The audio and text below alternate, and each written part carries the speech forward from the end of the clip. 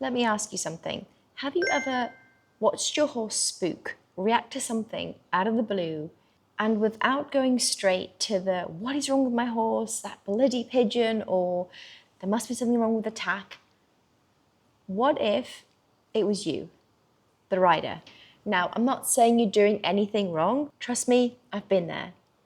I just want to ask and make you think about whether it could possibly be you, the rider.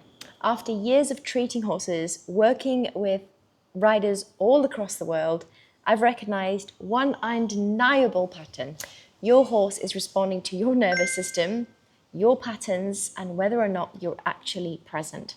Being here in Bali now almost 3 weeks, being able to actually slow down, tuning in, and working with some rescue horses has really made me realize we cannot change the horse until we start with ourselves. So today I want to give you 3 things to look at before you start going down the route of spending money, changing the tack, changing the bridle, and getting the new vet. Number 1 is nutrition. So many riders, to be honest, from amateur level up to Olympic level, do not fuel themselves properly.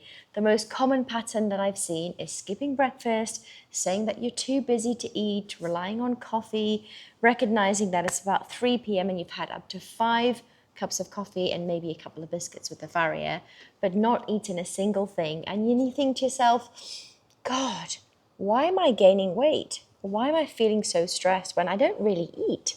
Now that tension, that stress, those severe energy crashes, you know the ones I mean, when you finally put your feet up at about 7 p.m. and you feel like you've been hit by a bus, your horse recognizes and feels all of this. Why is it as riders that we expect our horses to perform every single day, and yet we don't give ourselves that same reality check? We would never let our horses miss breakfast. We would always make sure they're eating up. But when it comes to our own health, as riders, as people who are on the go all day, why do we not show ourselves the same compassion, the same non-negotiables when it comes to our own health? Start your day with a high protein breakfast. Now, before you roll your eyes, because there's a lot of talk about protein, if you're someone who says, I'm not hungry first thing in the morning, or I only like to eat after midday, that's fine. Eat when you're hungry. I'm going to say, make sure whatever time that is that you eat, that you break your fast. That's all that a fasting means. Whenever you do that, make sure it is something protein. And a caveat is, before you even have that first cup of coffee, make sure you eat something first before you have coffee. I like to start my day, and this is a bonus, with a fresh lemon water, which also helps with things like detoxing and can help reduce bloating. The second thing is movement. Your horse not only mirrors your aids, but it mirrors your asymmetries, your stiffnesses, your weakness. I hear this all the time, and riders will say to me, when they finally get up in the morning, it feels like they've been hit by a bus because they feel so stiff. It takes them probably about a good hour to actually feel normal, ignoring the signs of the lower back pain, ignoring the stiffness, the restriction in the hips. This is not normal. This is your body screaming at you. If we ignore these patterns and think that it doesn't matter, all that matters is your horse, I'm here to give you the hard truth that that is a lie. Your horse is so in tune with your body. Remember, they don't speak, they communicate via body language. So they are so sensitive to your body. They are so sensitive at recognizing when you're stiff, when you might have a little bit of pain.